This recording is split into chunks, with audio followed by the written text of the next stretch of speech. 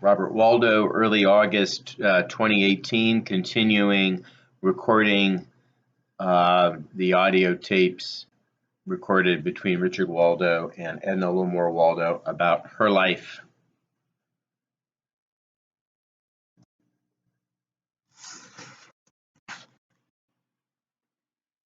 Yeah, so you could take a car occasionally on the ferry. The ferry boat was not very reliable. But anyway, we went over on the railroad, and there were frequent trips because this was the main line. Also, over at Bismarck, there was a thing called the switch. Before 6 o'clock in the evening, between 5 and 6 o'clock in the evening, not always on the most wonderful schedule, one engine and two cars left the railroad yards in Bismarck to go over to Mandan. That was called the switch. So if you're over there shopping, you went down in there to the boondocks and got yourself on the switch to go back over. Our contracts at Mandan said that we were not supposed to be over out of town after midnight. But of course, the time schedule changed at Mandan so that we could be out late in Bismarck and get over to Mandan, and it was still early. You mean to tell me that the contract specified to some extent what your personal hours on weekends might be, and they got by with that? Especially because of the fact that Bismarck was across the river. And remember that the time changed at Mandan. So it was an hour earlier in Mandan. An hour earlier in Bismarck. So you could stay up to midnight if you wanted to in Bismarck, and then still be 11 o'clock p.m. at night in Mandan. Well, theoretically, yes. But there were no vehicular bridge. However, in this wintertime, you could cross on the river. And I was able to do that once with some people. Well, that wasn't all that safe. That wasn't that safe, though, was it? Well, it was on the particular time when I did it. I did it with some very wonderful people. It made a special excursion to take me over there. So, however, but the point is that while I was living at Mandan, the new big bridge went in with all the attendant excitement that brought on. There are other people here, so just watch it. There are other people here. What? There are other people. All right. Okay. Are we quitting now? No. Just keep on, but just modulate it a little bit. Okay. Well, that summer you went. When did you go there? And did you go there when you got out of Grafton at the end of the school year? Where did you spend the summer before you went to Mandan? I went back home and took the public library again. You worked in the library. I had done that much every summer except 17. So then, after the summer job in Jamestown at the library, then you went on to Mandan for your fifth year of teaching. 3 years at Cavalier, 1 year at Grafton. So that would be the fifth year. The fifth year, yes. Okay. Well, it happened that lots of people in Jamestown and knew people in Mandan, and many people knew people in Bismarck. Parker had been stationed up at Bismarck before he went to overseas, so he had made some friends there who suddenly became my friends. But before I left Jamestown, I had a telephone call from a lady in Mandan offering me a chance to live in her room at her house. That was Mrs. Stutzman, whose husband was one of the state railroad commissioners and whose daughter had been a friend of mine at Jamestown College. So when I went to Mandan in 1918, I expected to be living in the home of the Stutzman family. They quite often had several teachers living there. Now let me be sure. This is the school year of 1819. Not 1819, 1919. Well, you had just said 1918. In other words, when you went there, the war was not yet over. Oh, no. Okay. We had the armistice while I was there. Okay. I just wanted to be sure of that. So I arrived, having met Mrs. Stutzman and Charlotte Stutzman, her daughter. with my suitcase in hand and went over to the Lodge Stutzman home, rang the bell and said, I'm Miss Lamar. I'm supposed to have a big room here. This lady who answered the door turned out to be Jean Stutzman, who later on married William Payne. And she said, I never heard of you. So I said, well, I thought I was expected to have a room here, and I've never heard of you, she said. And there you were with your suitcases. What? And there you were with your luggage. So I said, may I leave my suitcase on the porch? So I went up to the school. Well, it was Saturday. We always had a meeting of the new teachers. And I told the superintendent what had happened. And he said, well, I'm not surprised. Sometimes they go off to Europe and leave the teachers in the lurch. So another lady, Mrs. Mark, had telephoned me in Jamestown and had offered me a room. She lived in a house up on a hill right back of the school. And the Mandan High School was at brand new, right up against the hill, and she lived just beyond it. So I went up to Mrs. Mark and said, may I stay here? And she said, you may. So I stayed there for 2 years. She became my lifelong friend. Later on that afternoon, Mrs. Stutzman toiled her way up the hill and said, well, I can't explain what happened, except that was the way Jean is. Jean and Charlotte had a little fuss in the daytime, and so Charlotte just took it out on you.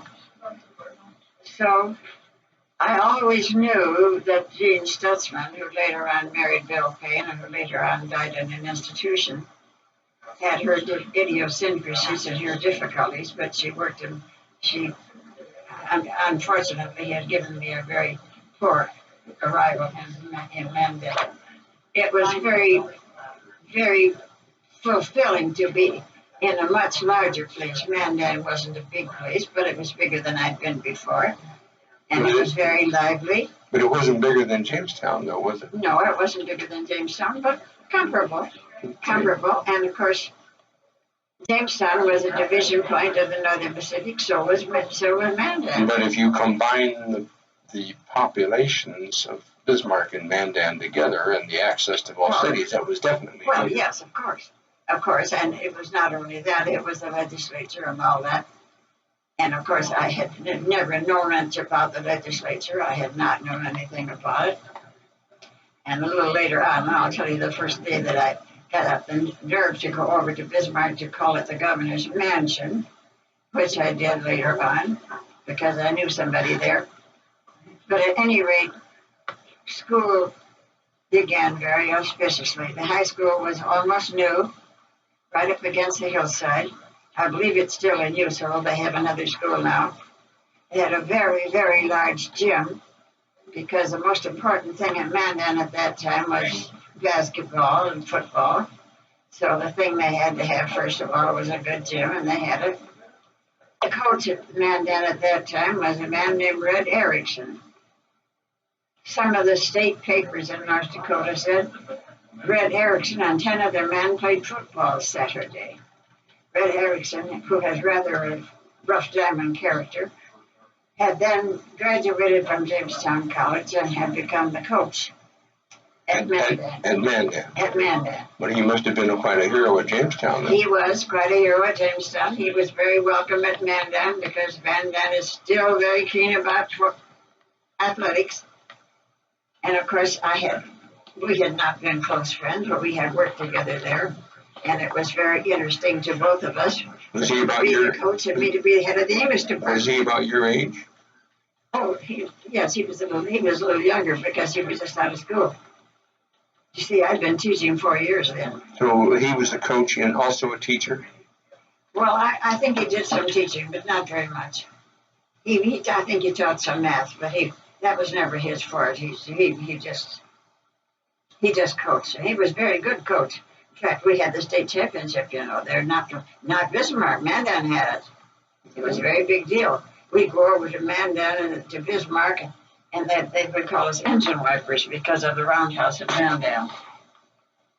So it was very interesting getting back and forth to Bismarck, either on the ferry or on the train.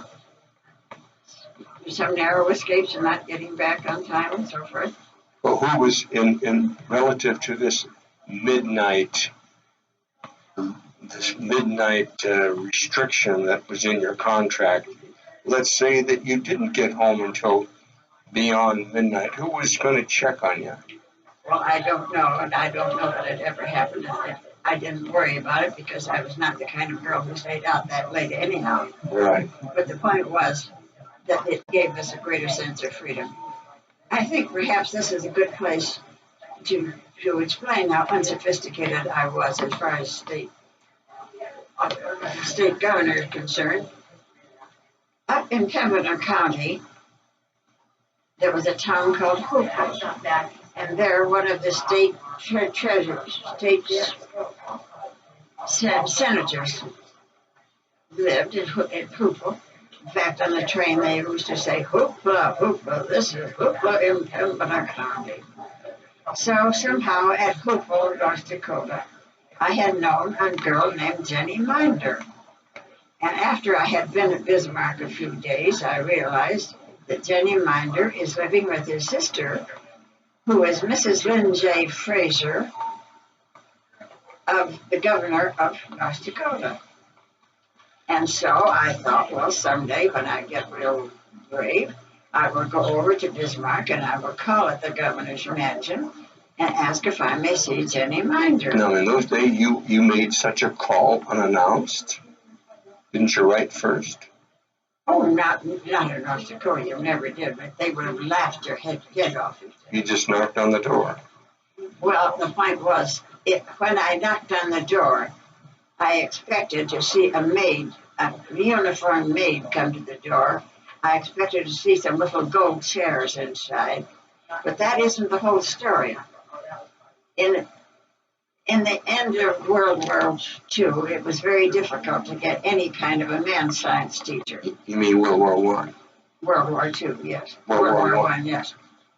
The one that we had acquired at Mandan that year was from New York City. He was some sort of a Russian, probably Jewish. His name was Herman Volatin. And when he heard me say at the boarding house that I was going over to Bismarck to call at the governor's mansion, he said, "Let me escort you over there. I would like to see what the governor's mansion is like in North Dakota."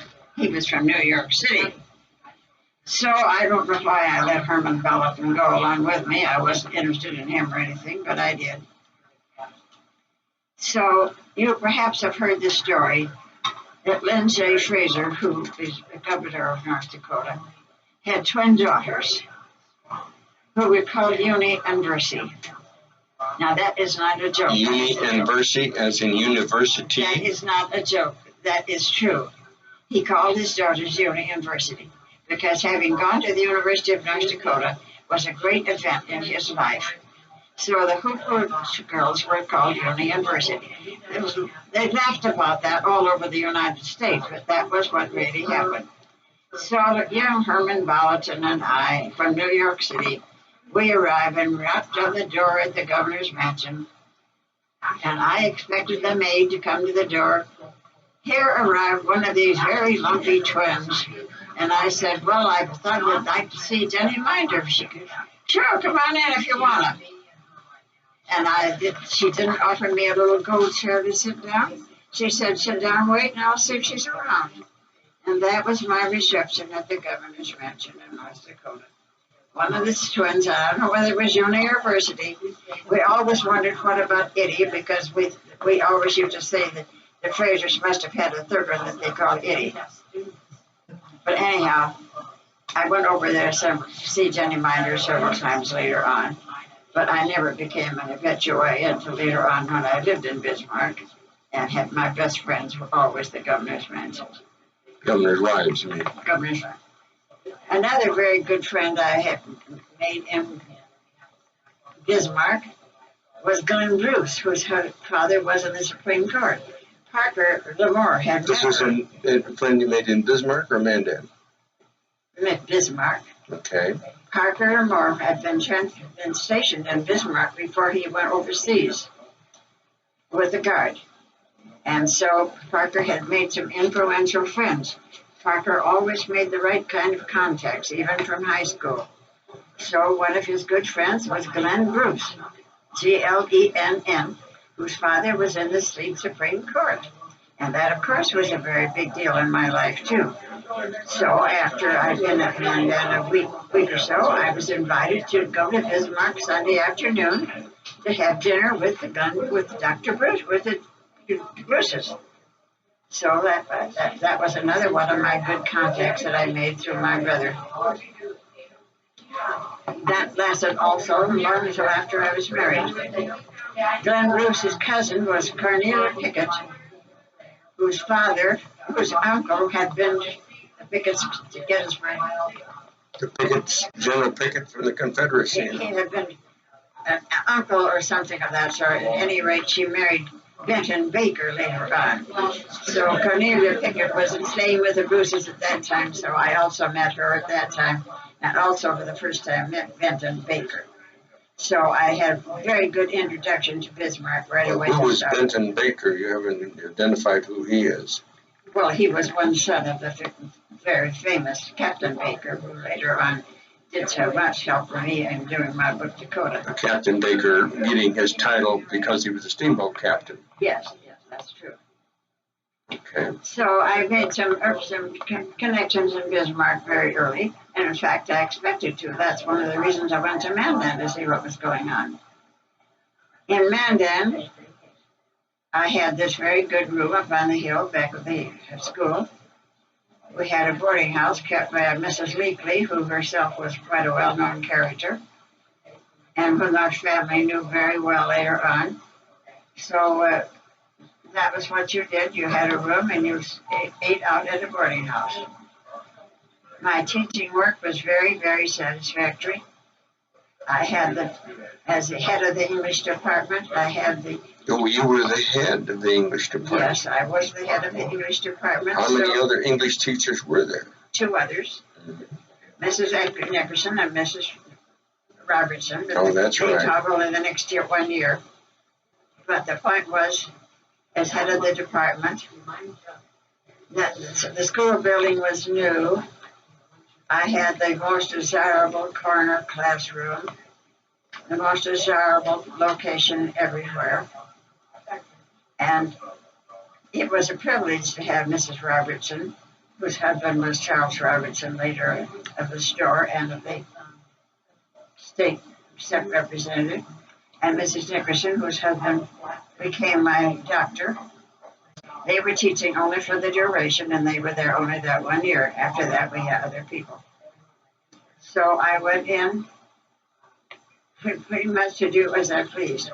One unusual feature, however, about Bismarck High School, the big thing in Mandan High School, the big thing in Mandan High School was the gym, and it was much too big for the school. But that's what they wanted over there. We did not have any high school library, believe it or not. No high school library in this brand new high school. So in my classroom, I had only some bookshelves with a few books, which later on I had to augment. So I had the privilege of planning what I wished to do. They wanted me to introduce good speech to the whole school. They not only wanted us to have dramatics and debate, but they wanted everybody to have some chance to do some speech work. And that was exactly what I wanted to do. So the whole thing was open to do just about as I pleased. On the train going to Bismarck Mandan that day, there had been several other very attractive women who were going there to take teaching jobs. 3 or 4 of us landed there at the same time and all became very close friends. 5 of us got married the same year when we were 1920, but we have been friends during most of the time. Also, I have mentioned that years before, when I had been a manager of a prep school basketball team at Tower City, North Dakota, I had met Miss Helen Curry. And very soon after I got to Mandan, Miss Helen Curry married Mr. E.J. Conrad and came there as a bride, so that I renewed that contract. You perhaps have noticed that I was a little bit like my father. in having made contacts all over the state and having kept those contacts. So there were many, many people that I met as a student or through correspondence as I met Kate Byer Johnson, whom I kept on as lifelong friends. It was one of the things that I seemed to do. I think most of us did that. We liked to visit other girls from other towns, and we tried to remember who they were and correspond with them. So it was just the thing that you did to keep up contacts, and I was pretty good at it. So I start life in Mandan very auspiciously. We had very good stores, very good department stores. We had very good railroad service. It was a bigger place. It was a more motley population. For instance, we had a great many foreigners there, which we had not had elsewhere. We had a whole section over across the tracks called Dogtown. We had east side Mandan, which was almost entirely German Russian. It was a Catholic community also, which we had not had before. Predominantly. Yes. So that was Mandan. And I had interesting experiences with Mandan and Bismarck right away, all the time. The Marks with whom I lived, the Marks had a grocery store. And this Ed Mark and his wife had no children. They had a very well-appointed house, and they had a very nice, pleasant room. They gave me privileges. They made of me a friend. In fact, we were lifelong friends after that. So I immediately had a friend with the Marks up on the hill right back of the school. I think maybe that's about this place where I've reached now, that I realized that when I got to Mandan with its motley population, with its railroad business, with its better, and it's what I was just beginning to realize, its very strong Western history. I had not been there more than a few days when I began to hear about George Armstrong Custer, whom I had not known very much about up to then. And you didn't know about the fort and in the presence of the Indians? Very little about it. Very little. Jamestown had gone east to Fargo and Valley City. We had not gone to Bismarck, Mandan. Theoretically, I knew a little bit about it, but not actually. So I immediately had to learn the whole thing, and I certainly did work at it. However, I should emphasize the fact that while I arrived there in September 1918, I did not meet Harvard Waldo until April 1919. I did not even meet. So you were at the end then of your first teaching year in April 1919. Yes. I was at the depot buying a ticket when he came out, and I was formally introduced to Mr. Waldo. Yes. Who at that time wrote his name, F. Harwood Waldo. Well, now you taught another full year then before you quit and were married, though. Oh, yes. I taught 2 years in Mandan, 2 years. So you met him. I could have stayed forever. You met him in April of 1919, and you were married in June 1920. June 1920. So, which you fulfilled your full second year of teaching. Yes. And then, because of the culture of the times, you could not look forward to teaching a third year because it just wasn't done because you were married. That was really unfortunate. It wasn't only teachers. Other married women were not supposed to make money. Your husband was supposed to support you. Whether he could do that or did do it was a moot point. That was your problem. The point was, you were supposed to make room for some unmarried girl who theoretically needed the job. But at that time in North Dakota, there were very few women college graduates. There were not a lot of women waiting to take the teaching jobs. So what happened was that these school boards brought in teachers from other states and paid them more money They were not giving those jobs to deserving young North Dakota women who were not there. They were giving the jobs to outsiders. Sure, that happened all over North Dakota. But that Because North Dakota didn't have the women college graduates at that time. But that didn't really. That was a cultural thing, not only in. It wasn't legal. It was just a cultural. Well, but it was not. It was nationwide, though. Yes, it was. It was. Your Now- husband was supposed to support Jim. He didn't always do it, of course. Because I remember my father telling me, or I think I remember, that when in those days, if you became a telephone operator, this is before World War II, if you were a telephone operator and became married, it was understood that you had to give up your telephone operating job. Listen, he lost 3 secretaries at the telephone company that way. That's right. And Yes. I suppose, what about nurses? Were they the same? Nurses, were they the same? I don't think so. In fact, nurses were not that big in those days. Nursing was not yet the profession that it became. No, it was. You could work in a store. As a You married could take woman? a job like that, yes. As a But you married weren't woman? supposed to get not a public payroll job. I see. That was the whole point. But life was very different for me. In what respect? Well, More in exciting? every respect. In the first place, up in Pembina County, most everybody was well-to-do. People that I knew were well-to-do, and I lived in a well-to-do status myself. In Mandan, we had people of varying nationalities, of varying cultures, of varying jobs, and it was a much more motley population, and not all privileged. In fact, we have 2 or 3 sections of Mandan over across what they call the Syndicate, over across the bridge, where they used to get flooded every winter. It was very difficult over there. And of course, the whole situation. If you're going to live next door to the Missouri River, your life automatically changes because you have floods, which was new to me. So anytime you live on the Missouri River, your life changes, and mine certainly did. And I fell in love with the Missouri River, ornery as it was, and never got over it. Well, as I remember, the reasons that you would occasionally have floods, usually in the spring, in that area were 2 reasons. That was the confluence of the Heart River and the Missouri River. That's right. And also you had occasional, when the ice broke up, it would get jammed up sometimes and the water would back up.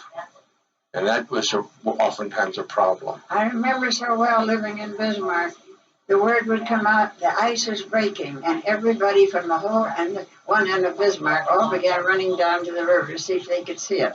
Well, I remember, and maybe I don't think I made this up, that there used to be sort of a contest when people, at least when I was a kid in Bismarck, people would make book, if you will, or they would guess in advance. This is through the newspaper, on what date they would guess on what date and or hour the ice was going to go out, and whoever was right won something. Oh, yes, and there was a very famous story about a well-known Indian down at Fort Yates who said his birthday was the day the ice ran out.